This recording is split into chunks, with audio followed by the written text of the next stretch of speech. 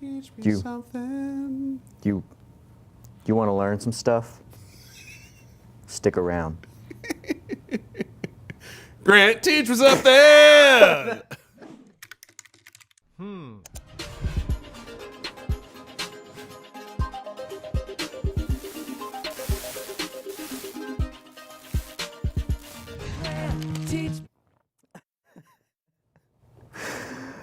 What's up, everybody? I promise I'm not an idiot. No, I don't promise that. That would be a false But promise. you know what, though? Currently, right now, anybody that's about to join in live or live now won't have seen that. It's only the replay people. Right, it's all the that'll replay. know. Actually, I thought about that the other day. Like, the intro only gets seen by the replay people. Anyway, okay, so here's what we're going to talk about today.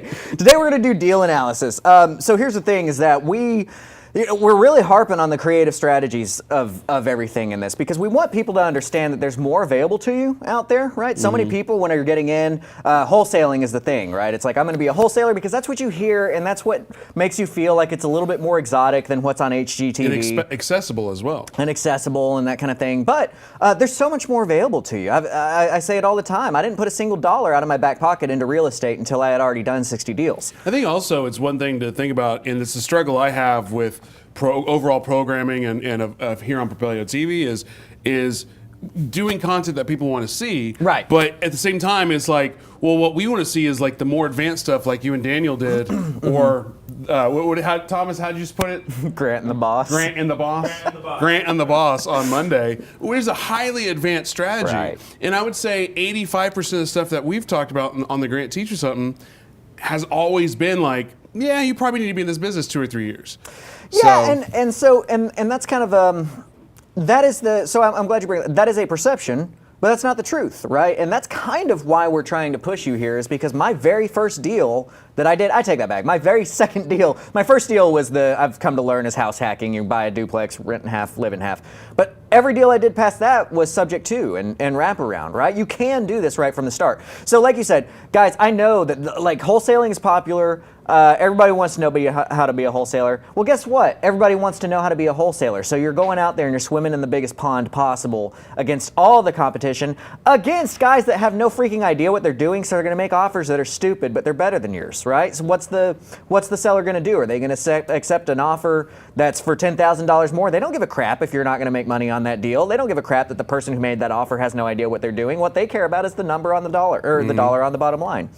So we need to have ways, especially as this market is shifting, especially as we're getting into a correction, which again, every time I bring this up nowadays, I'm trying to be very clear. I'm not a sky is falling kind of guy. It's not the end of the world that the market is going to shift. That is okay. I've got too many people coming up to me with big wide eyes like, oh, did you hear that the market is going to shift? Well, we learned yesterday with Jason Bible, shout out to yesterday's show, that what did you call it? The Texel Panhandle Triangle, the Texel Triangle, basically Dallas, Denton to San Antonio to Houston, is going to have like 10 million more people in the next 10 years or something. It was, I don't know the numbers, you have to watch yesterday, but it was so stupid but not the topic, but the numbers that if you just think about it in a perception wise, or if you just think about it, you're like, even if the market crashes, appreciation is still going to come. Right. Because of demand. Right. Totally. So we want, all we want is for people to have their minds expanded, some possibilities of what are some other ways that I can make really good money in real estate. And when you get into creative strategies, today's not going to be a specific like, hey, this is sub 2, this is wraparound, this is blah, blah, blah, blah, blah, blah, blah. What I want to teach you today is how to analyze a deal not looking at it like a wholesaler would. How do you analyze a deal in a way that says, look, there's more than one way to skin a cat. There's more than one way to make money. I don't have to buy every deal at 75 cents. You know, you hear Daniel say it often enough of like, I'll buy houses at 200% of what they're worth. I mean, you know, whatever. Right. It all depends on the terms. It all depends on... And I think I'll rebuttal you on the, don't analyze deals as a wholesaler. And I would not rebuttal, but I would add to it, you need to analyze deals as a real estate investor. Yes. Not a wholesaler, not a fix and flipper, not a landlord, not a subtour. Right, exactly. Just as a real estate investor, and make sure real estate investor is this all-encompassing idea and not just a singular strategy. Exactly. So there's your nugget, Tom. No, I'm just kidding. So what we're going to do is we're going to talk about that. We're going to talk about how do you analyze deals that are a little bit outside of the box. Because this can open up, the deal analysis I'm going to show you today is called backing into the deal, and it's essentially why we use the 75% of ARV minus repairs. It's that same thought process, but we're going to apply that also to the payment, because this is how you look at your different profit centers. In all of your deals, you essentially boil down to 3 different profit centers. You've got cash flow, you've got equity, and you've got cash up front, okay? Those are the 3 profit centers that you're going to have basically in any deal. So as a wholesaler, you're accepting one of your 3 possible. Because I know that's important. Can you list that out and then we put it on the screen? Yeah, absolutely. And I know that sounds super basic, but I want people to be able to like screenshot it and be like, boom. So we've got 3 profit centers. Okay? You've got 1, cash up front. Stop giggling at my handwriting. You've got 2, you've got cash flow. And you've got 3, you've got equity. Okay? And then obviously on these, they could be, treed out, bullet pointed out. Yeah, and right. all So that like kind of equity might be something that's like, okay, well today my equity is X, but after appreciation of a few years, it's going to be Y, that kind of thing. But we've got these 3 core profit centers. And this is one of the big reasons why, and I don't want anybody to get confused, I don't hate wholesaling. I do wholesaling. Wholesaling is a great way to make money. It really is. It's a great high-paying job.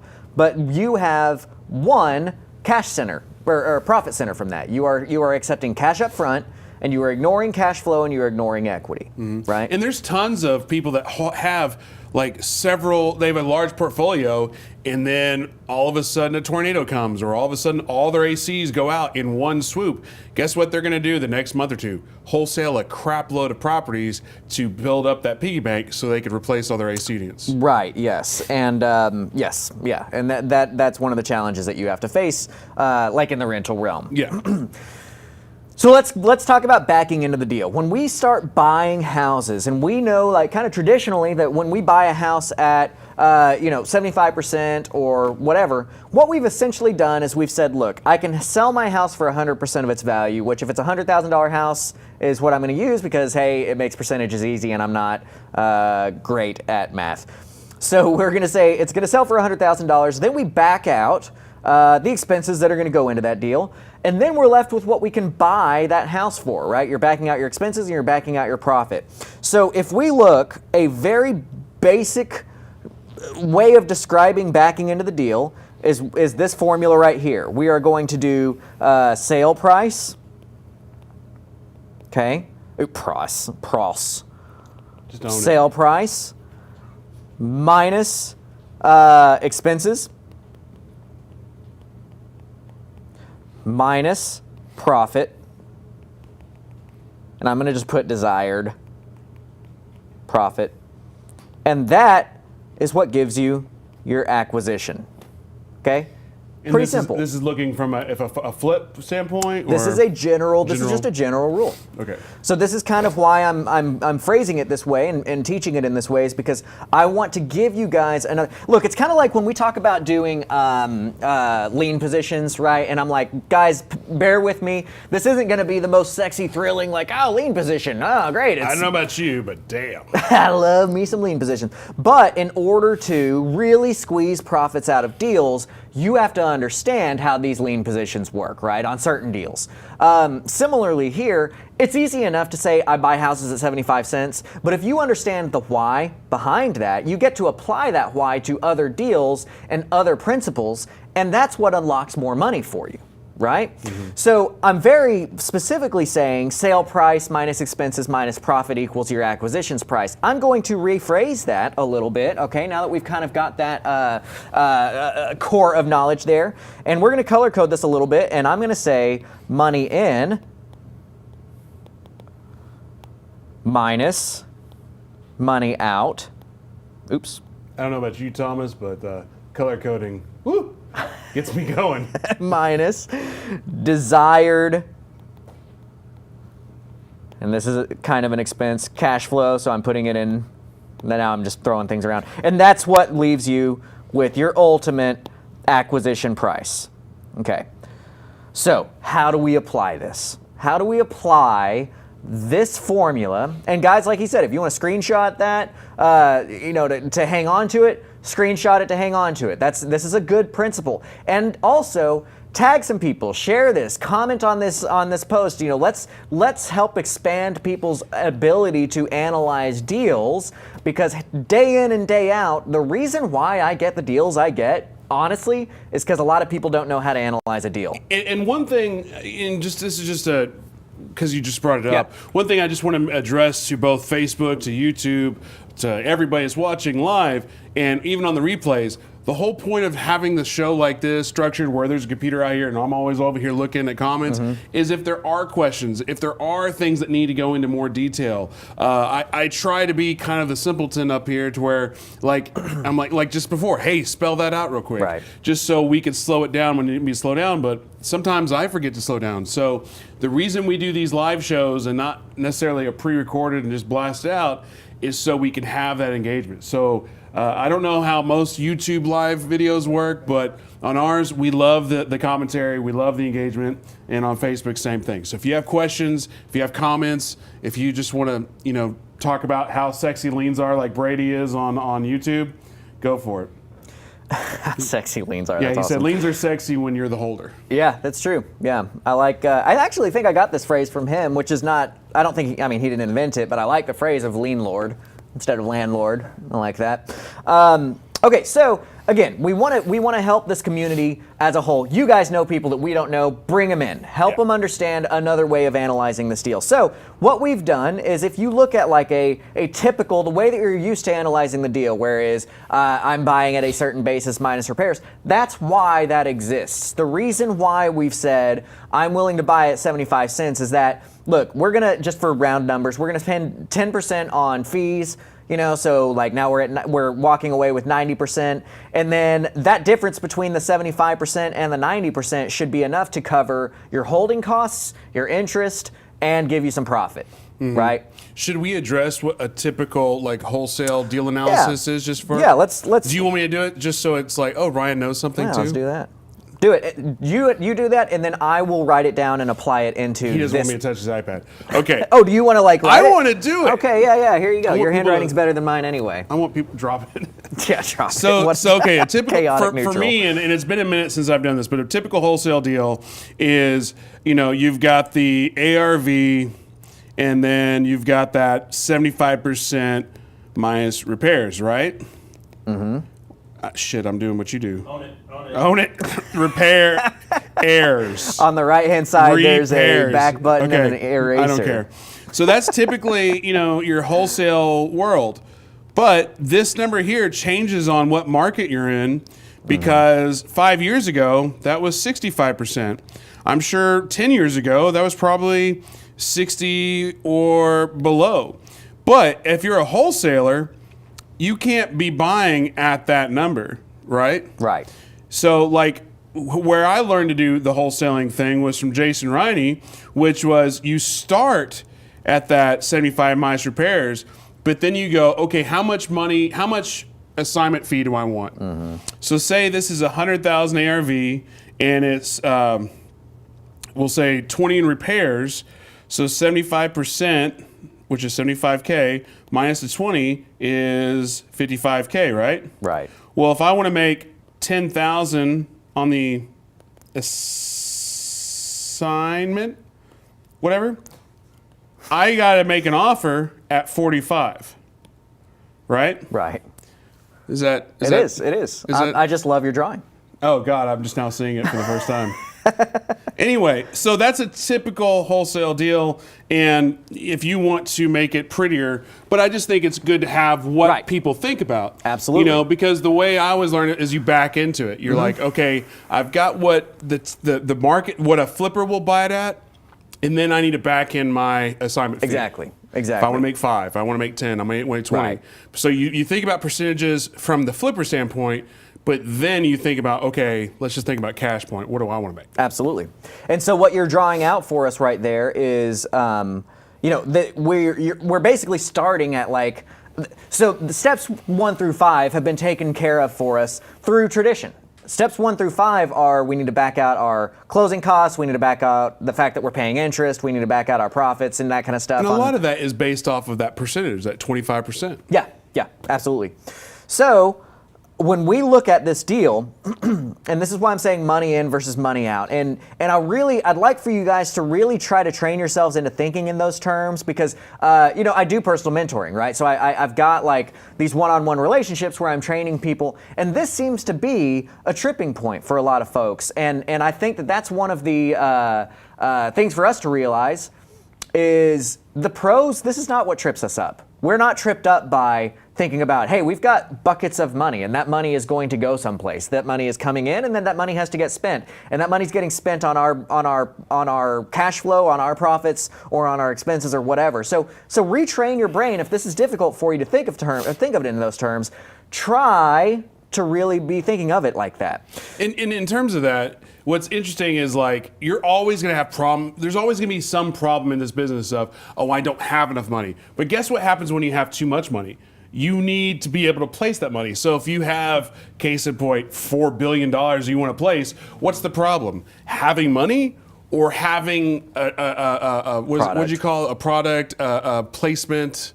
Capital placement. A capital placement for that money. So there's always problems. It's just a matter of which side of the fence you're on. Sure, yeah. It's a nice... That was a subtle shout out to Troy Fullwood.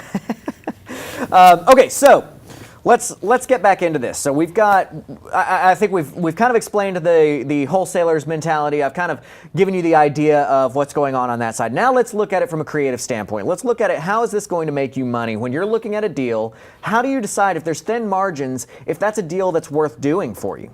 Right? So that is going to be when we start looking at the cash flow. Because what most people are doing is they're only looking at the cash now profit center. They're only looking at profit center number 1.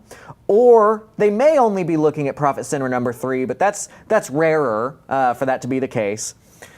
But we want to have a balanced view of what this deal looks like. So let's say, for instance, that we're faced with a property that we need to acquire for 85 cents on the dollar, okay? Which means it's more than, because like even in the hottest of markets, 82% is kind of the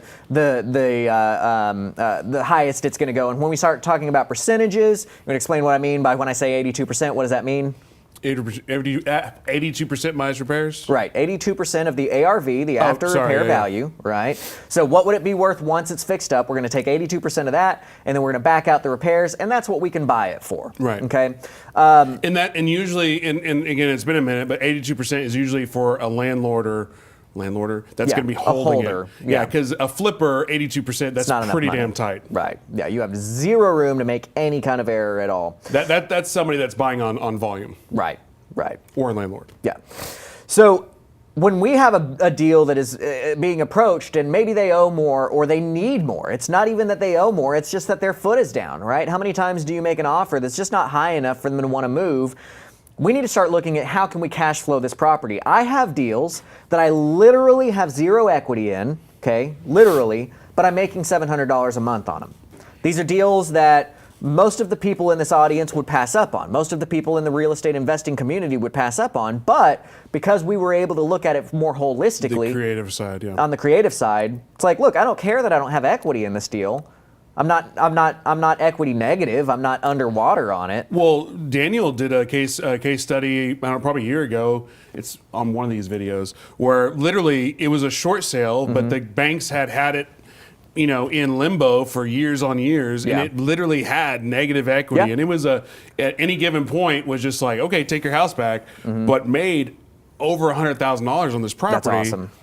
Because of the limbo, because of the bureaucracy and whatnot. And my numbers aren't that big, but I do have probably 4 properties that I'm underwater on equity-wise. I'm $3,000, $4,000, $5,000 underwater, but I'm making $300, $400, $500 on it a month. And there's some risks to that, and you need to be very aware of that. But that's a conversation for another day. We'll talk about that another time.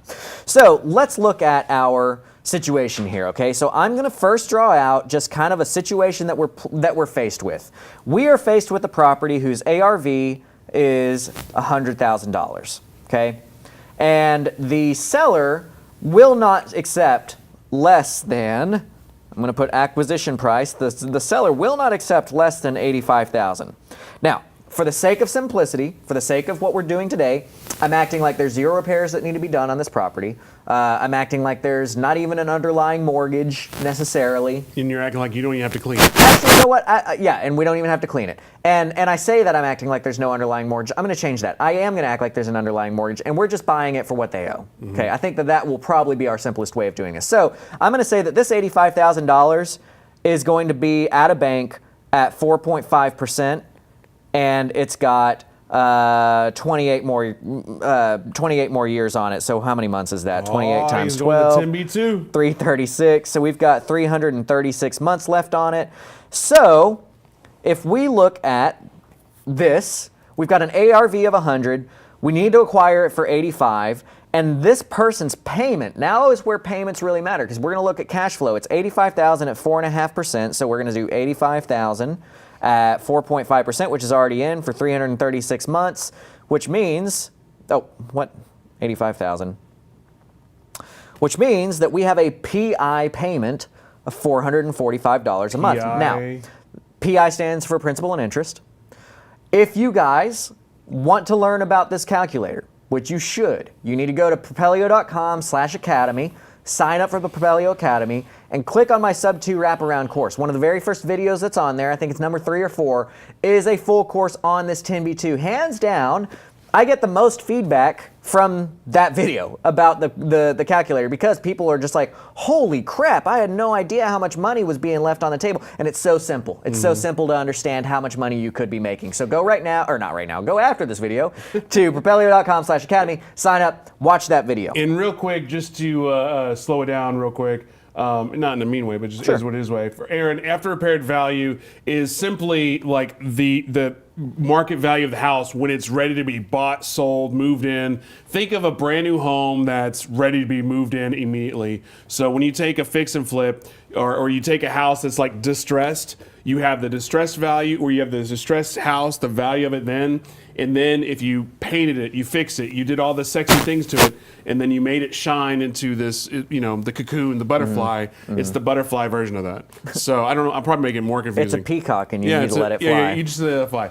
But after repaired value simply means after it's repaired. After what it's is repaired, its value going the to be? value. Man, you don't have to be it like that. I mean, that's like. That's like, dude, you're an idiot. That's what you not just what said. I'm saying at all. I'm just you're trying such to a mean connect head. the dots. Is that why you lost all your hair? Because you're so mean, It is. so evil. My hair was like, I'm done with this guy. after repaired value Golden is simply nugget. What an ass. it's simply the value of the house when it's ready to be moved in, like a normal market value house. Because yes, there's some houses that can be moved in that shouldn't be moved into. Right, totally. But anyway, hopefully that clarifies. Okay, so here's our situation. We got a house that's worth 100, and its acquisition price is 85,000. So what we need to know is okay, what does this house rent for? Okay, what does it rent for?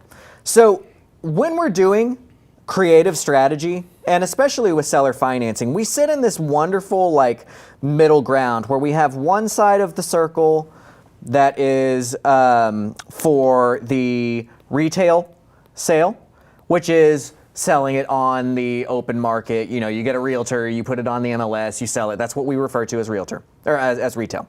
And then we've got this whole other strategy over here, which is rental. Okay? Now, when we are doing creative strategies, our world, our money lives right here. We are right in between the two. We have to figure out what would it sell for and what would it rent for. Okay? So this is where we need to be. So when we look at this situation again, we say we've got an ARV of 100, we've got an acquisition cost of 85,000, which means that we're paying $445 a month for it. So now we know part of the equation. We know, it would sell for 100, but we also need to know what would it rent for. Okay? Now, we typically, what am I doing? I'm writing ARV again. We typically, for the kind of greatest situation of ourself, we want these things to rent for 1% of the ARV. That's kind of the 1% rule. The 1% rule. That's and it's harder to get that these days. But I'm just going to say that we're renting for $1,000 a month. If you have a deal that rents for 1% of the ARV, you likely have a deal where you're going to be able to pull some money out in a creative strategy, in a creative fashion. So this is our scenario. We're going to take a break, give you guys some time to think about kind of what we're sitting at. I know it's not super complicated yet, but when we get back, I'm going to start building this into the model that shows you how do we compare our ARV to our rent rate and figure out how much money we stand to make on this deal together. All right, so stick around and we'll see you on the other side.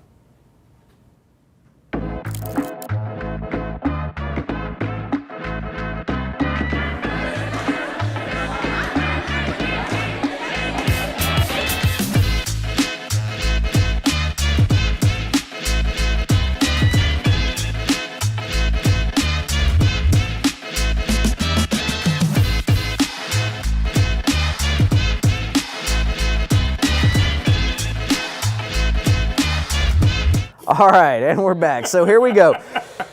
So we've got a situation here. We've got an ARV of 100. We've got rent rates of 1,000, and they owe 85. Most of the people watching this video would probably turn that deal down, but we're not going to turn that deal down. We're going to show you how that makes money. So why would they turn it down, though? Because it's at 85% acquisition, right? That automatically knocks us out of where most people are. So what we're looking at here is we have a money in situation. This is our monthly money in. So I'm going to come over here and I'm going to put that as money in. We've got $1,000 a month coming in. Now, what I'll put that in here. So that is money in, and this is going to be our rent rate. Part of the reason why I'm using rent rate here, even knowing that I do like owner financing wraparounds and that kind of stuff, is that even in an owner finance situation, when you do a wraparound mortgage, the PITI payment, your principal, interest, taxes, and insurance, all added together, should be equivalent to what that house would rent for. This is what I'm talking about when I talk about we live in this wonderful world that's right in between rent rates and retail, especially like if we are talking wraparound mortgages, because we have to sell it, right? We're selling it for a sales price. So we get the ARV, we figure out what the house is worth, and we know somebody's going to be able or be willing to put that amount on a contract. Well, similarly, we have been shown by the market what is somebody willing to pay on a monthly basis to live in this property, and that's our rent rate. So now we're going to use that as kind of our ARV for the payment, and so to speak. Does that make sense? Yeah, you just take the. I mean, if you wanted, I'm guessing you're going to get here because we talked about the 1% rule. If I know I can get $1,000 for rent, well, then the house is probably worth about $100,000. Is that kind of where you're going? No, so that is true. That is true. But no, what I'm saying is that we've got to run our comparables. And guys, if you don't have MLS access, Propelio.com is where you need to go. I actually let my MLS access lapse this year unintentionally without even realizing it until somebody was like, hey, what's, one of my people that works with me was trying to log into my MLS. And they were like, which I probably shouldn't say. And then they were I was gonna say, I was about to chime in, but I was like, in my office. It's in my office. They were going back. Anyway, hypothetically speaking, if that were to have happened, they couldn't get in. And I was like, oh yeah, I guess I haven't used MLS in like a year and a half because Propelio's system is just so superior for getting in there and running comps. So you have to comp your property both in payment and in sales price to get this stuff done. So we've comped our property in payment as $1,000 a month. That is our rent rate coming in, which would be what I would charge PITI payment. Now we need to back out our expenses. And so now we're kind of in a situation where we've got to figure out what are our expenses. What are the things that we know are expenses so that we can back that out and know what our potential profits might be. Well, in this case, we've got one big, there we go. It's like, I can't remember how to get there. We've got one big expense that we know, which is our $445 a month, right? That's the loan payment. That's the loan payment. So we're going to come over here and we're going to back that out. $445. Girl, you look good when you back that out. I know. I thought that's where you're going to go with that. That's so stupid. So, because I'm not good at math, what is that? 555 left over? 555. So once we back out our underlying lien payment, okay, that's the mortgage that we're taking over on, we are now left with $555 to play with, okay? Now, That's not the only expense. What is another expense that we cannot avoid? Taxes. Taxes, right? So we need to back that out as well. So I'm going to just say that taxes on a $100,000 house, let's say is $125 a month. It's kind of low, but whatever. So that we've got taxes there. Mm-hmm. What else? What's another unavoidable expense? Because we obviously prepare for this so much, and I know you're going with this, I was going to say vacancies and then also the miscellaneous expenses. Actually, no, I'm not counting that one in this. I figured you weren't, but I was going to throw it out there anyway. Because that's something... Because you should. Well... Yes and no. Yes and no, right? So that does have its place. When we're doing a deal analysis like this, what I'm looking for is basically once the property is loaded, right? What is the potential profit that we have, okay?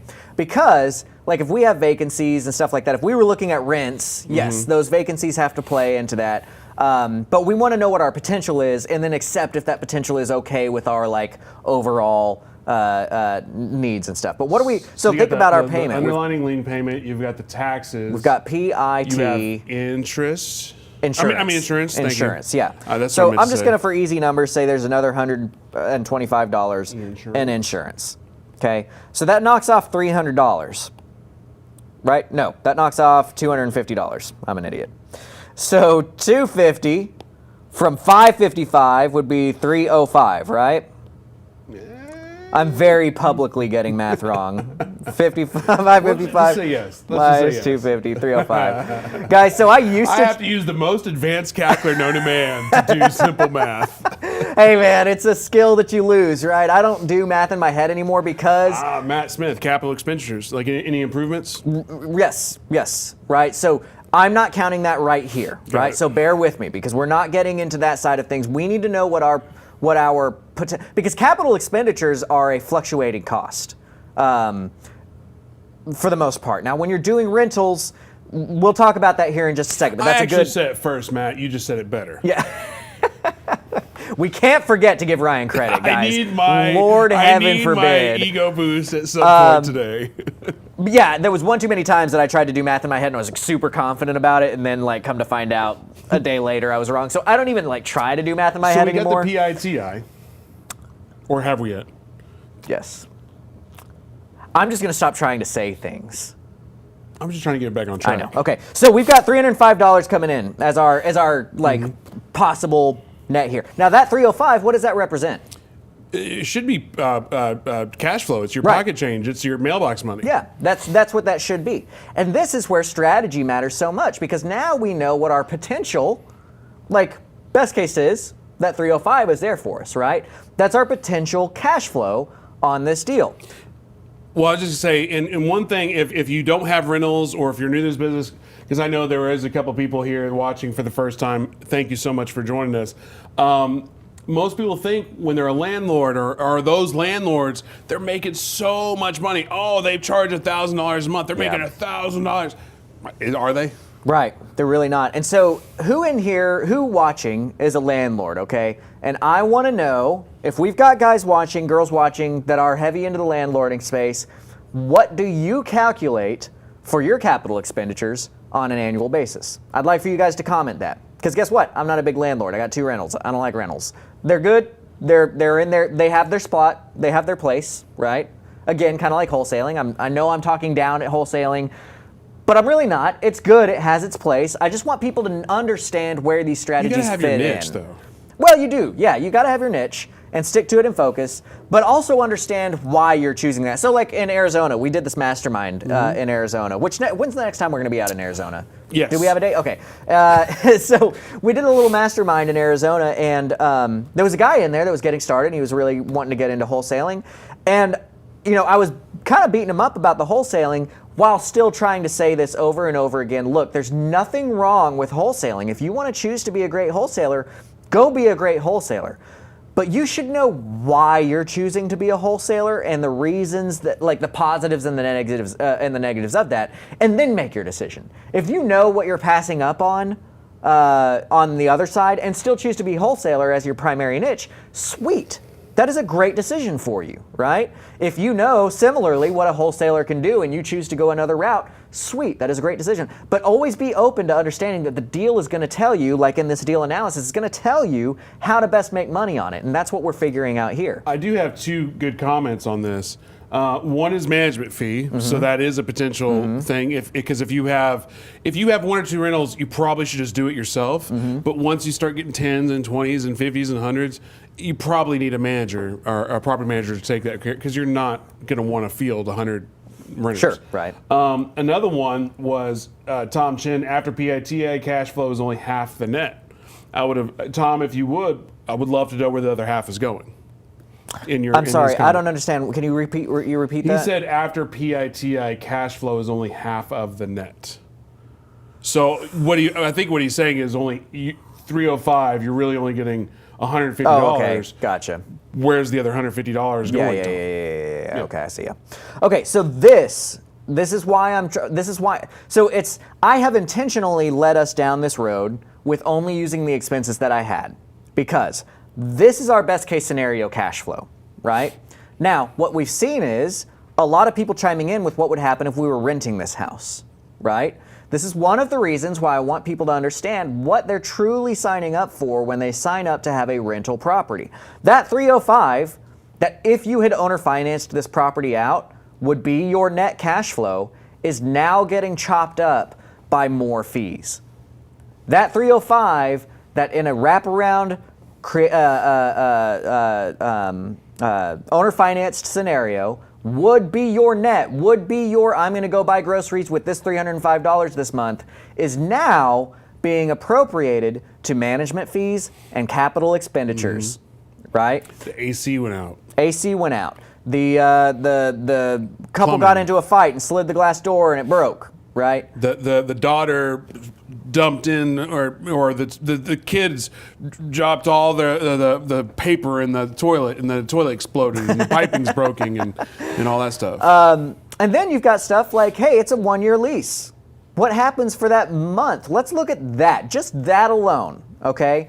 So our PITI in this case is what, $695 a month. So let's say $700 a month, okay? 1 month of vacancy in that year means that you don't make money for 2 months of occupied property. More than 2 months. What I mean by that is, look, we've got a potential income of $305 a month. Okay? So if we are every month expecting to make 305, so we've got 12 months in a year. 1, 2, 3, 4. I can do this math in my head. Count to 12? I can count to 12. And so for each one of these, we're expecting to get 305 in on a rental, okay? And I'm ignoring management fees. I'm trying to help you guys out. I'm keeping it super basic here, okay? So if we do that way, now we have 1 month of vacancy, okay? And in that month, so that was all our money, our anticipated money in. In that month, we have to spend $700. Which knocks out 2. That knocks out, I don't make money here, I don't make money here, and I don't make money for part of here, right?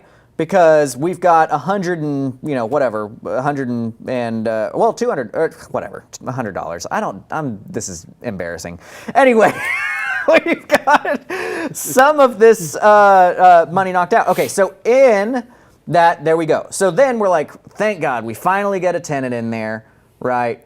And then I'm taking worst case scenarios here. I'm not trying to be doom and gloom, but our AC goes out, okay? Air conditioner might be $5,000 to replace. $5,000 to replace. Okay, well, how many times does $300 16? Okay, so guess what, guys? What happened to my profit? Sad, crying, everything's bad. So now you have to have a tenant in that property for that whole year, okay? And you still have, how many months was it? 16 months? So you've got 4 more months of the next tenant before you make any money. But guess what, guys? It's vacant for a month while you're trying to find your buyer. So we add another 2 months before. So then you're 6 months into your next tenant until you even start to maybe have a profit. Well, guess what? In that first 6 months, boyfriend, girlfriend get in a fight, they slide the sliding glass door too hard, breaks it, $1,000 out of the pocket. So add 3 more months to it. So now you're 9 months into your next, so you might make $300 3 times from your second tenant after 2 years on this situation, right? But on the flip side, if just the doom and gloom side of the negatives, the positives are you're literally getting you're potentially getting a free house because your tenants are paying for the mortgage. Right. Earlier in one of the YouTube, somebody was asking a question. I think Brady chimed in. Obviously, if it's a free and clear house, that $445 is mailbox money. Right. Exactly. And that's a completely different scenario. But we're talking about, because we don't like to spend money, we want to spend other people's money to get free shit, free houses. So, in this situation, yes, a year and a half to go, doom and gloom, a year and a half, but at the end of the day, it's still a free house. Yeah, in some ways, right? In some ways. You really have to think in the macro long term versus the micro year and a half of crap. So here's the thing. I have, in this last example, only been focusing, much in the same way as a wholesaler is only focusing on Profit Center 1, I am only focusing on Profit Center 2. Right? By all of this stuff, I'm ignoring Profit Center 3, which is the equity that we have in the deal, i.e. our net worth, right? So here's my position, and I'm just going to sum up my position on rentals like this. If you can afford to have that rental and not need to make money on it until it is paid off, that is when rentals are great, okay? That's my position on rentals. If you do not need to make money on this property until it is paid off, that is when you should buy rentals. Yeah, and you've been very clear about that for the past year and a half of doing these Grant Teach Me Somethings is, rentals are great if you already have money. Right. If you're just getting this business, you're not going to get rich off of having rentals. It's the rich people that place their capital, they place their money in rentals. Exactly. And then it, helps get rich, out. then get rentals. Yeah. Right?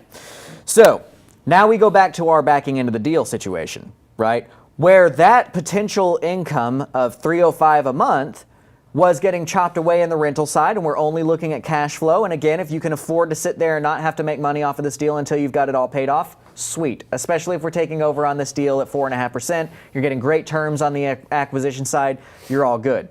But that $305, if you're doing owner financing, is your net income.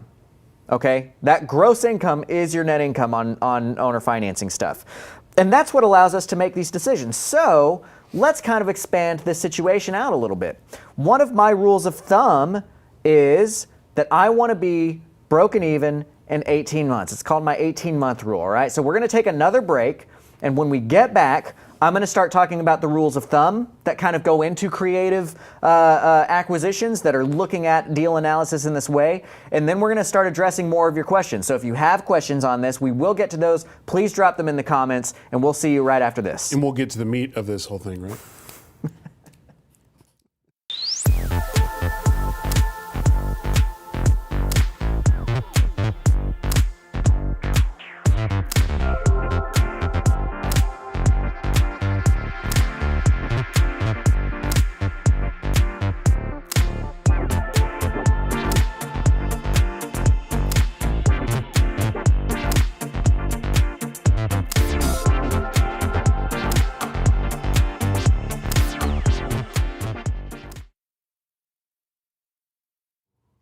Hey, welcome back, everybody, for this episode of Grant Teach Me Something. One thing I wanted to chime in, because we're talking about rules. We talked about the 1% rule. We're talking about rules of thumb.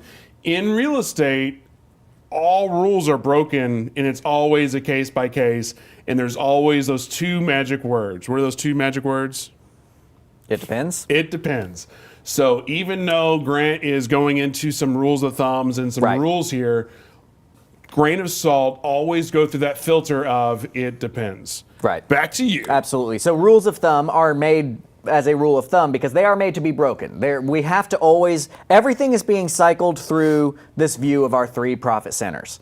That is the core of proper deal analysis, is properly viewing what does this deal do for my cash up front, what does this deal do for my net worth, and what does this deal do for my cash flow.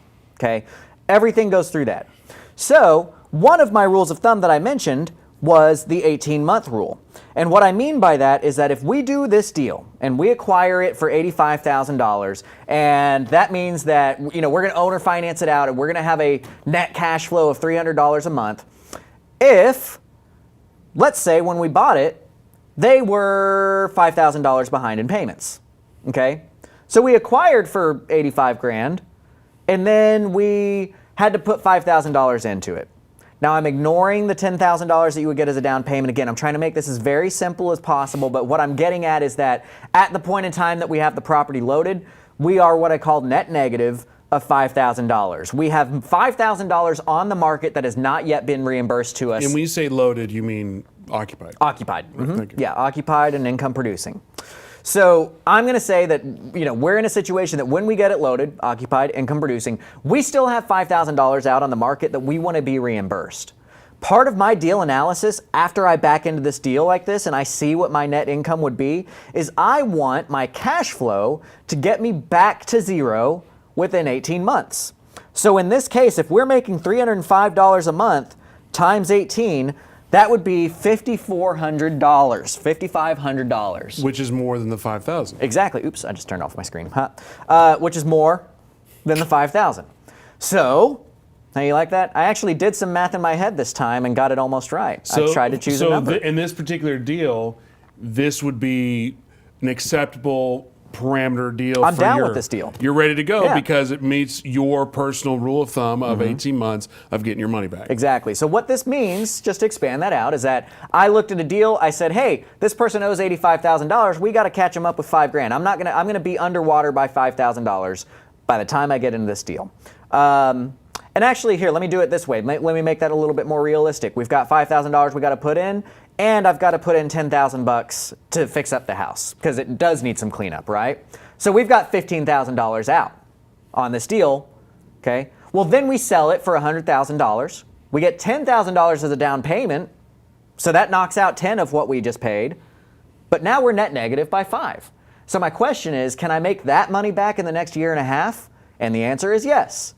So what this does, because we were talking about rentals, now you're going into the owner finance sub 2 yes, world. exactly. So I talked about rentals Not for a sub 2, moment. but the owner finance Exactly. Thank you for drawing that more clearly.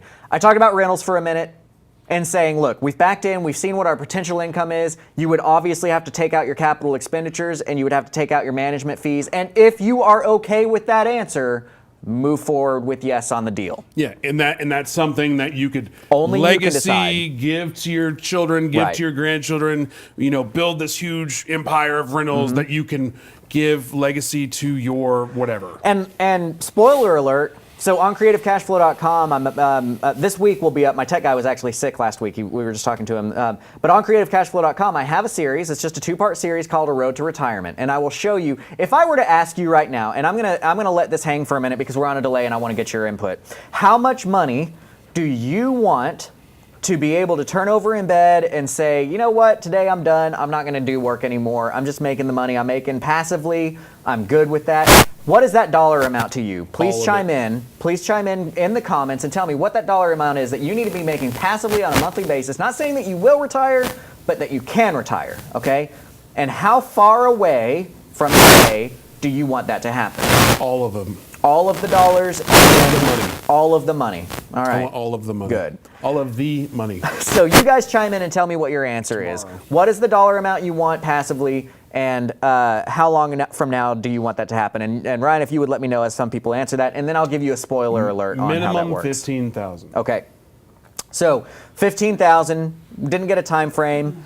Probably monthly. Well, I mean, like, how long from now do you need to be? Right. Yeah. So while you guys are chiming in on that, I'm going to switch back gears to this deal and saying, yes, I talked about rentals. I said, look, if you are good with that, do it, right? I'm not against any of these strategies. I know I come off like I am with wholesaling or rentals. I'm not. What I'm against is you getting into a strategy without knowing why. You need to know that you're, like, why did you choose to do this? What is the thing? I'm never okay. If anybody, my personal mentor students, especially my acquisitions team members, know for sure, I am not okay with you just saying, hey, let's do this deal. I'm going to say, okay, cool. Why? And if you can't give me a good answer, then we're not doing the deal. But I don't care if the deal looks like crap and you decide to do it as long as you have a why. If you're like, look, I'm not going to make my money back for 3 years, right? I said my rule of thumb was 18 months. I'm not going to make my money back for 3 years. And I'm going to say, but you're doing the deal. And you're going to say, yes. I'm going to say, why? And you say, well, because I need to get a deal under my belt. Wrong. That's not a good answer. But if you say, well, I've got $40,000 worth of equity on this deal, and so I'm okay with not making money for 3 years, ding, ding, ding. That's cool. You have a reason to move forward with it, right? So do we have some people chiming in? Yeah, there's been a lot of like numbers thrown, but the only one that has both a number and a time frame one was I want to amass $4 million to draw off of in 12 years. Okay. And the next one was Rick saying $5,000 in 6 months. Cool. So that sounds more like what we're going for. You want $5,000 monthly within 6 months. So here's what typically gets answered. And I'll tell you so like what is and Thomas, you probably know this, what's the thing where just by being observed the particles change? You know what I'm talking about? Schrodinger's cat? Yeah. He's right.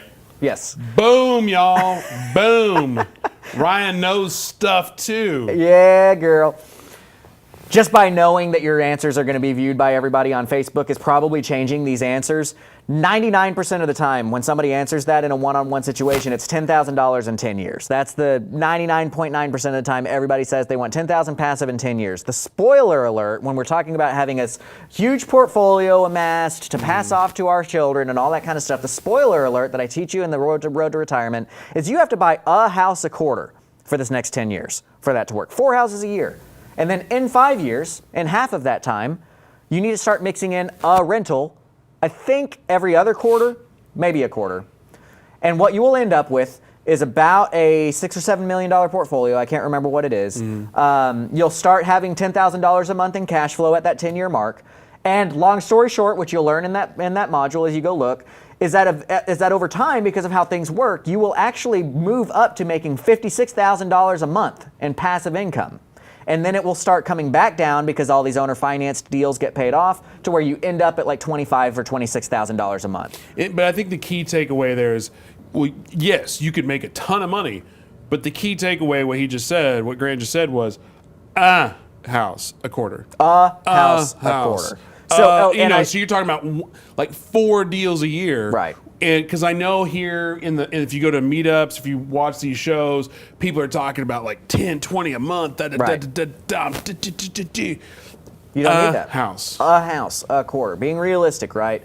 So you need 10 houses, 10 rentals to make that $26,000 a month after, $10,000 minimum kind of thing. And I show you a way to build that out. I give you a roadmap to that retirement. So that's something, you don't need this big, you don't have to listen to all of us guys, we do 50 houses a year, blah, blah, blah, blah, blah.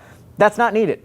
What's needed is the dollar amount. This is, and I'm sidetracking here and I'm going to finish up on this. And all I'm going to say is, if your goals for this year are how many houses you're going to do, rather than how much money you're going to make on it, your goals are wrong. We do not say, man, I can't wait to have 700 houses making me jack all every month. That's not our goal. Our goal is not to retire by the number. You can't buy groceries because you have a lot of houses. You can buy groceries because you have a lot of money. And you can apply that the same thing as deals, because people like to, if you're talking about wholesaling, I've done 20 deals a month versus the guy that does a deal, but that deal is like a $10 million flip or whatever. Yeah, absolutely. It's the same thing. Stop focusing on Stop the number. focusing on volume and start focusing on quality. On the money. The money, because that's ultimately what we're looking money. for. So in this rule of thumb, when we back into that deal, we see that it makes sense for my money decision. My money decision is I want to be broken even in 18 months, but I can break that, right? It's a rule of thumb. I've got a lot of equity in it. My other profit center is speaking to me on this one, right? And another caveat, which I hesitate to say, but because we always say you should never buy a house based on speculation. But if you know for a fact something is coming to an area and the risk is not that big of a risk, and I don't know if you're paying attention still. I am. But if you know for a fact something's about to happen where the appreciation of that property is about to jump up tenfold, maybe it's worth that risk. How about you ask all the people who just bought properties in New York about You know what that's what I'm saying is that's why I said there's a caveat, because there's plenty of people that Amazon's going to New York. Let's Hell, spec buy. We're going to buy a little bit too much over property and blah, blah, blah, blah, blah. And then Amazon got pulled and they're screwed. That's why I said you should never, Right. I prefaced You did. by saying you should never buy property based on speculation. You should based off of the numbers that are right now. Right. That being said, if it is, there's no guarantees in life. But But, if you do have a guarantee, so backing into the deal, the premise of this episode here is that this is your answer to like all of the creative acquisitions right here. This is it. So what we did is we looked at, okay, so I've got a house that has an underlying mortgage of 85 at certain terms, and we're making $1,000 a month. But the thing that's going to happen to you in your experience in your purchasing is going to be that you're going to run into a situation that might not look like this. It might look something more like this. It might look something more like, hey, we've got a house that's worth, and I'm going to say money in, worth 100, and they owe to the bank 50, but they are unwilling to sell it to me unless I sell it to them, or unless I buy it from them for $85,000. How do I go about paying them for this difference of $35,000?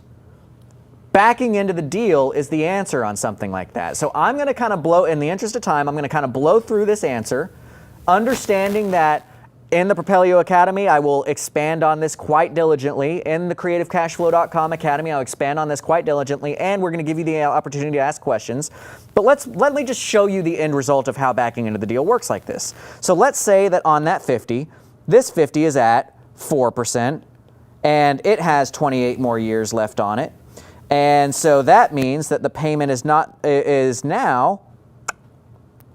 $261. Okay? So now we've got a payment of $261. So we're going to back into this deal using the same numbers that we used before.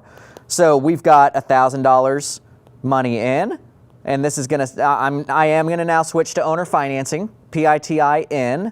Okay? We are going to back out what our known cost is of the $261 a month. Okay? So that means it's what, 740, 739.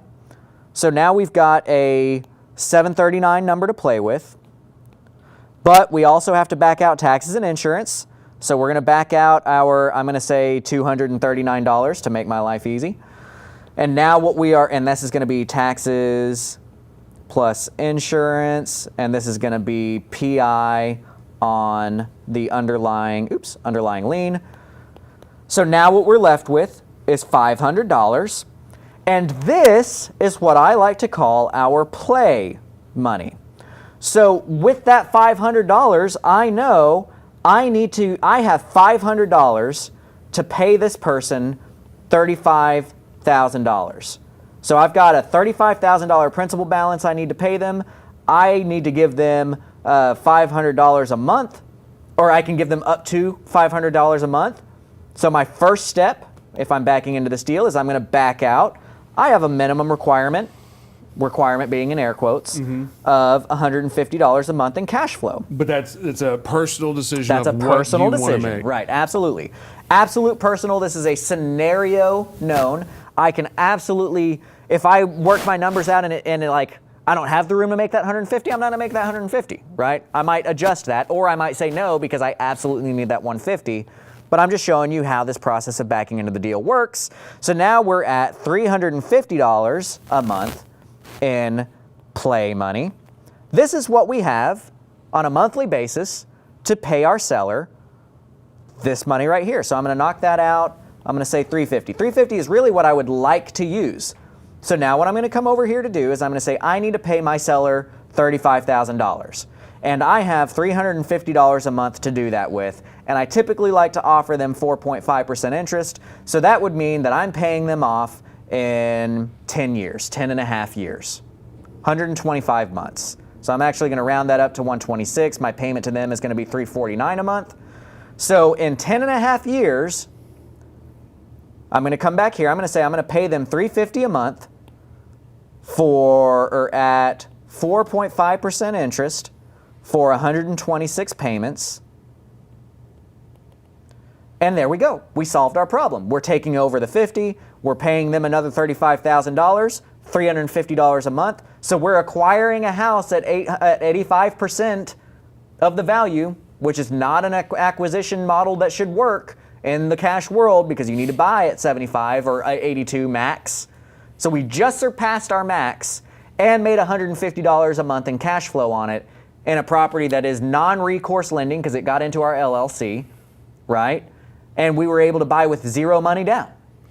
That is the end result of what you can do with knowing how to back into the deal, is that, again, just to look at this picture of a full case of a real, this is us backing into the deal, we backed out our principal and interest, we backed out our taxes and insurance, we backed out our desired cash flow, and then we were left with how we could acquire this property creatively. And if you get good at that, you're able to go, you do this in the car, or you could do this right in front of them, under the nose, not under the nose, that sounds sketch, but just figure out, okay, and that's how you beat out your competition in acquiring houses. And just to summarize what he just did there is basically he took a house and bought it sub to or owner finance from them to you, created a wraparound mortgage to sell to somebody else, and then figured out how much he could pay the owner finance for their equity. The seller for their equity, and therefore got a, basically you were able to repackage a deal to where you get paid and then you're out. Right. And you don't have to worry about the AC units. You don't have to worry about the foundation. You don't have to worry about the kids. Income, your gross income is your net income with owner financing. Now, you don't, your income lasts for 30 years, so you do pepper in the rentals. But if you're in a mode of building and you want that cash flow, this is how you do it. And by the way, your equity position does grow over time. It does get better. People are like, oh, I don't want to do owner financing over rentals because I want appreciation. Well, there is an equivalent to appreciation in owner financing too, but that's a conversation for another day. Let's see if we've got any questions. We do. I'm just trying to make them pretty for you, though. Oh, we got pretty questions. So get your questions in now. We're going a little bit long. We'll spend 5 or 10 minutes on questions before wrapping up. While he's putting those together, I do want to let you guys know CreativeCashFlow.com, that is where I'm from. CreativeCashFlow.com exists to help you buy more houses. And what that means is that we're going to help you learn how to creatively structure deals. We're going to help you learn how to contract. We're going to help you learn how to negotiate. Anything that goes into buying more houses, we're going to help you do that. I do a live Q&A every Monday night at 7 p.m. Central, and we've got a whole video library of things to teach you how to do things. That price is going up. It was supposed to go up Friday. Apparently my tech guy and his whole family got knocked out, so we're running behind on putting the new module up. But when our new modules go up, which is happening like now, the pricing is going to change. Right now it's a $650 lifetime membership. That same equivalent membership, as soon as my tech guy gets this newest module put up, is going to switch to $897 just for the videos, $1297 just for 1 year of the live Q&A, or $1,500 for the bundle of the two. So if you are thinking about that, if you've been sitting on the fence, now is the time to move on it because you get a lifetime membership for only $650. Now is the time to do it. And to be clear on that, everybody always asks Daniel or myself about mentorship, just so everybody knows that we're not full of crap when we tell them this in the DMs. Like we always Grant Kemp. That's who we refer. If you're ever asking Ryan Harper, Daniel Moore, or anybody associated with Propelio, hey, do you offer mentorship? The answer is Grant Kemp. And because my relationship with Propelio started from me mentoring Daniel into creative strategy. Yeah. So that said, let us not forget that this doesn't exist. All of this helping you guys in the community, building out this, all of these answers exist because of this company right here, Propelio.com. What? And I said it before, and I mean it absolutely wholeheartedly. What they're doing here is an amazing thing. You've got a product that gives you your website so that you don't have to be at yahoo.com with your email. You can be at your own actual website and actually have a presentable professional website. You get actual real MLS comps, which in states like Texas that are non-disclosure, you can't get that unless you're a realtor or have a product like Propelio who has done the legwork to put this together and give you actual access to the MLS comps. So that is an amazing resource that you guys have in front of you, as well as all the leads. So if you need to buy houses, you need leads, you need a way to run the leads, and you need a way to look good to your leads, and you need a way to know what that lead is worth. Propelio gives you all of those things. And real quick, I don't know, can we make that announcement about what y'all met about on Monday? Sure. So one thing that's talked about across all the shows here at Propelio TV is the importance of networking, relationships, JV partners, handshake agreements, reputation, whatever. We've said time and time again, Propelio is Propelio, Creative Cash Flow is Creative Cash Flow. There really is no monetary relationship between Grant Kemp, Propelio. It's just we love each other. Mm-hmm. What's up, girl? Yeah. But anyway, so one thing that Grant is actually he's basically taken the lead role in the academy since day one, but now it's going to be more of a formal thing. Mm-hmm. I don't know formal, but just he's taken a much more larger role within the academy to make that sexier. Right. So you're looking at less buggy. The dean of the Propelio Academy. We understand. We get it. It is beta right now. We understand there are bugs there. I have a large, strong tech team. Propelio has a large, strong tech team. I have a tech background, so I'm stepping in. We're starting the project on Friday, and we're gonna build this out. It's gonna be huge, and it's gonna be huge sooner than later. So, guys, really get in there, get involved right now. Start learning from the videos that are already out there right now, because we're about to be putting a lot of stuff in front of you. And if you sign up, you will be notified as soon as new lessons are gonna come out. And we want to know what you guys need to know. So give us the feedback. Help us know what's going on that you would like to see, and we'll put that in front of you. And the nugget there is more than just, hey, free education. The nugget is the importance of relationship building. Mm-hmm. So anyway, let's get to some questions. So Tom Chen says, what's the difference between a subject to and a lease option? He says LO, but I'm assuming lease option, and that's not something else. Whenever you have, I was gonna try and be like witty. Law officer is like where you see that like in the gun forums and stuff. Like they talk about like. I'm sorry, I don't know. Anyway, so the difference is with subject to you're taking title from day one. On a lease option, you don't get title until you exercise your option. On a rent to own, you don't get title until you have satisfied whatever the requirements are of you, right? So you're a tenant as the lease option buyer at that point in time. Subject to, you get title from day one. I'm a control freak. I think you should be a control freak too. Subject to is a great strategy for acquisitions. On dispositions, if lease options and rent-to-owns and contract for deeds are still available to you in your estate, those are great ways to do dispositions. Kelly Smith, I love hearing Grant talk about being underwater on some of his properties. It's not often investors are so candid. Everyone talks about their wins only. Yeah, exactly. That's one thing that we try to stress as much as possible on Grant Teach Me Something and on all of our shows on Propelio TV is authenticity and being authentic and being real and giving you real numbers, real life experiences versus, this all day long. Because again, if you meet people on the streets that have never lost money on a deal, they're either lying to you or they're full of crap.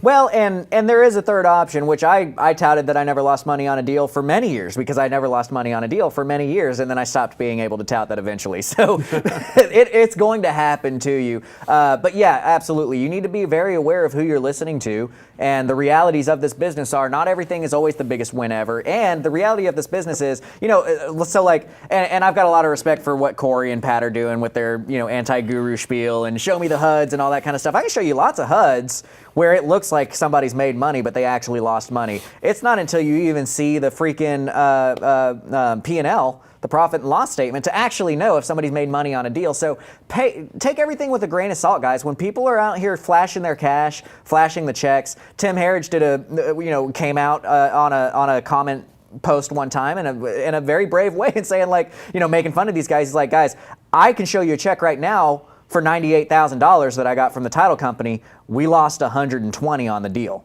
You know what I mean? Don't pay attention to that crap. That crap does not matter. What matters is if somebody's trying to help you get where you need to go. And that's what Propelio and Creative Cash Flow are trying to do. Be authentic. Be real. Delonda Lewis, can this work when there's no mortgage on the property? I have a property that's $145,000, blah, blah, blah, blah, blah. I don't care about any of that. Here's what I'm going to show you. Come back to our photo. The reason why I just immediately tuned out, and I'm sorry, I don't mean that disrespectfully to you, is, guys, remember when I said that Thomas. Oh, I didn't, because I'm supposed to be the one that's on the Apple TV. He's doing his job, not. Well, yeah, but Thomas didn't. Okay, there we go. It's all his fault. All Thomas's fault. So here we go. Remember when I said that this is the principle behind all creative strategies? Right? I really want you guys to internalize this, because that question right there shows me that y'all haven't necessarily gotten to that point where you're internalizing what I'm trying to say here, and that's my fault. What I'm saying is, okay, so what if there's no underlying lien? Don't do this, right? Backing into the deal means you back out your expenses from your income, and what you're left with is what you can acquire with.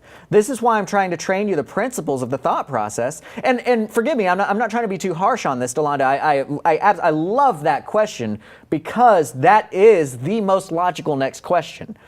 But the answer is, that's why I'm teaching you how the formula works and not just saying, if I just ended up with this example, you wouldn't have any kind of foundation for how the formula works. But the formula is, did you screenshot this? The formula is money in versus money out minus money in minus money out minus desired cash flow equals your acquisition.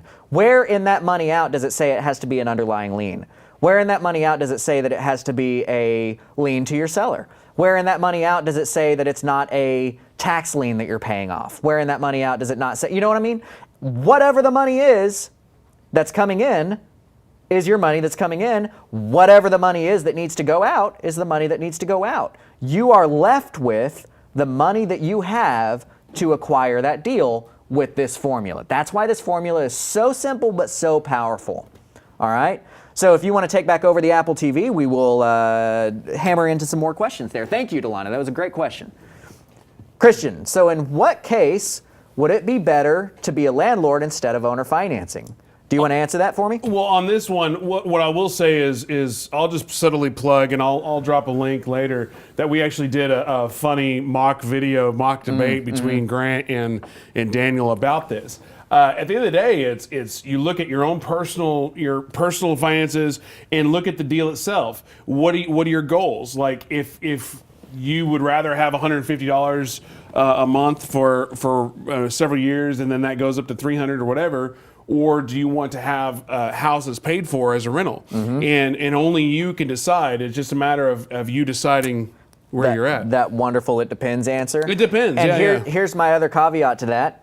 When you're in a stage where you don't need to make money on that property until later, it's a rental. Until it's paid off, you're in a good stage to make a decision to do a rental, right? But it's all about your portfolio and your choices. All I want you to do is have a why behind your what. All I want you to do is have a reason to what you're doing. Damn! Did you hear that, Thomas? It's like all I want you to do is have a why behind your what. Yep. That's a tattoo right there. It's true, though. Did you get a sexy picture of Grant so we can make that into right? a Have that'll be our Insta post. Insta post right there. You should check out the one I did. Oh, Travion, he's got the trump I card. need Check out the one that we win. so we can make it. Anyway. Okay, so Aaron says a brand new area, $19,000 homes are being built, public transportation, commercial properties building, now and coming. I think that's a good gamble on speculation. Yeah. Keyword gamble. Right, exactly. Keyword gamble. This is it depends, and it's your decision. Here's my next quote. We aren't gamblers, we're investors, right? If you want to be a gambler, that's cool. But that's not what we're training. We're training how to invest, right? And speculation is part of an investment, but it is also a gamble. And what it sounds like, what you've said, is, hey, look, we already have public transportation being built. We already have commercial properties going up. We already have this. We already have that. Well, that's much less of a speculation than, hey, I'm going to buy this area of land because I think that in the future some things are going to be coming. If they're already being built, you know what I mean? So there you go. And another way to look at the speculation plays is you want to make sure that you're getting the banana, you're getting the ice cream, you're getting the whipped cream, and you're getting the nuts. And like, can we make Ryan's Insta post? You want to make sure you're getting the banana and getting the nuts. My point being is, if you're doing a speculation play, you want to make sure you're getting like the cake and the frosting and anything addition like the ice cream and the whipped cream and the cherries and all that BS. That's the cherries on top. That's the gravy. That's the extra. But you want to make sure you're still getting a cake. Yeah. I hate you. I love you. No, you Miranda, I see Grant Kemp using his mug again. You're racking up those brownie points. Heck yeah, Miranda. I love my mug. I love you. Should we go into what the mug means? The mug is a Propelio. No, the other side. Mug. It's Grant's mug. Not that Grant. Not that Grant. Kaylee Ryan, how did you decide the cash flow amount was $150 You just chose that, right? Yeah, absolutely. I just Arbitrary. chose that. That's an arbitrary number. That was my number after my experience of saying, for me to put the effort into this deal, I want this deal to be making me a minimum of $150 a month in cash flow. Now, when I started, that number was much lower. I've got some deals still from my very first deals that I was making $40, $50 a month on. I mean, they're $70,000 houses, but now it's different. And on that, it's $150 day one. 5 years, 8 years, 10 years, depending on how you structure the deal, that might go up to $600 a month. Right, totally. And that's a different video. Again, that's another reason why, when I say equity, like our profit center is cash up front, cash flow, and equity. One of the things that we can break out in that, which I, just in the interest of time, did not break out, is maybe I should have put money later, right? There's today money and tomorrow money, you always hear me say. So probably a better way to phrase these equities or these profit centers is 1 is today money, 2 is cash flow, 3 is tomorrow money. Even though, anyway, whatever. What I'm getting at is sometimes your underlying lien is going to get paid off in 6 years. So you might only be making $5 or $50 a month, but in 6 years you're making $600, $700, $800. That's a reason to break that rule of thumb. Right. So absolutely arbitrary. You decide for your portfolio what's worth it to you. Aaron Weldon, non-recourse lending because it got into our LLC. What? So non-recourse lending means that if it gets foreclosed on, they can't go after you personally. So what does LLC stand for? Limited liability. I was going to say something stupid, but I can't think of anything witty enough. Company. Right, but I was, anyway, yeah. And thank you for defining LLC, not what I asked for, which was LLC. Limited liability company, LLP. Limited liability. Partnership. Right? So that means that if something happens to an asset that's in that company, it does not go after you personally. So that's what I mean by non-recourse. Aiden Rodriguez jumped on the wholesaling train, quickly realized that one exit strategy was not ideal. How can I learn to analyze deals to explore other exit strategies? I've already connected with my local RIA. Well, first of all, good job, because networking is one of the biggest parts of anything in this business. Secondly, I encourage you, go check out CreativeCashFlow.com. Check out what I've got to offer for you there, because again, now is the time to jump in. If you want education, I do a weekly Q&A where we blow through this stuff. And I've got students like Brady Durr, who never did my mentoring, but went through my online courses, did my weekly Q&As, and within this last month, he's come up with like 3 deals, sub 2. And he's been dropping like every other comment shout outs on the YouTube. So thanks, That's Brady. awesome. Thanks, Brady. And then the other thing is like Propelio Academy. Go to propelio.com/academy. We have my full sub 2 owner financing module is up there for free. Daniel teaches a great course on there on like multiple topics. We've got skip tracing on there. We've got, there's just the reality is we have a ton more that needs to be released, but after Friday you'll come in and fix all of it with his magic. All right, Kaylee, do you have your tenant buyers pay closing, or do you close on the house first? So acquisition closing is something that you'll have to come out of pocket for, but disposition closing gets paid for entirely by your buyer when you're doing a wraparound mortgage. That said, everything's negotiable. Everything's negotiable. This is part of the difference between advanced investors and new investors, right? I was talking to BP from the AZ Flip guys. I'm happy because I got a free AR-15 from one of my deals because I worked that in. They wanted to stay in the house as a leaseback. They didn't. I wasn't. They weren't walking away with any money. I couldn't start the rehab for 2 weeks anyway. They only wanted 1 week in there, and I saw an AR-15 in the corner, and I negotiated it. I said, okay, I'll let you stay for a week if you give me that AR. Daniel has gotten tons of stuff. I don't want to sell him out if he, but he's gotten tons of stuff from that. BP was talking about. He's got a motorcycle, a boat, a car, and that's why sometimes we talk about the Wild Wild West and just being creative. It's like you can do whatever you want. I'll take this one. Evermark Property Management from YouTube. What help do you provide for contracts that are state specific if we join the academy? What I'll say for there is anything state specific, anything dealing with the contracts, consult an attorney. Never take legal advice, contract advice from a video on YouTube, on Facebook, on the internet.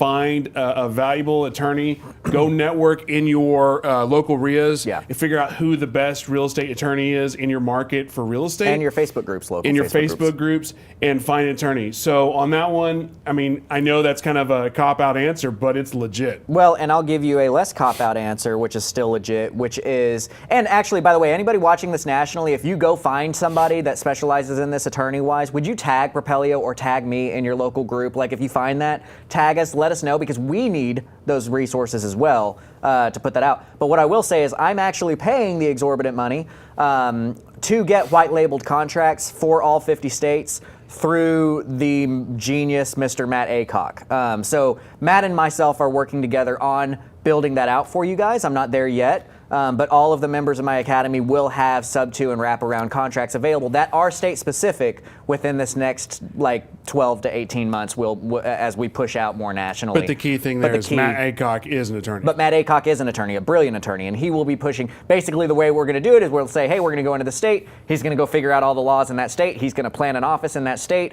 train up attorneys to work the way we need them to work, and then he's going to build the contracts for us to all hand out to you guys. Cool. Trey, as a newer investor, what should I be doing to protect myself when doing sub 2 wraps with the new legislation being voted on? Don't worry about anything in law until it becomes law. I'll tell you that right now, because everything always gets grandfathered in. But that's a good, so the other thing is do everything in LLC, use an attorney. Use an attorney, use an attorney, use an attorney. I really recommend Scott Horn here in Texas, Matt Aycock as well, are both brilliant attorneys that can help you out here in Texas. If you know of brilliant attorneys in another state, chime in. Let us know who that is and tag them. That is a great leeway, and we'll go ahead and end up on this, which the Texas 100 guys, we need, we do have legislation in Texas right now. Legislative session is, or legislative whatever is in session Legislate-I is in session until May, and there's some stuff being voted on that could, really damage a lot of what we're doing. Like for instance, the sub 2 wrap could be killed.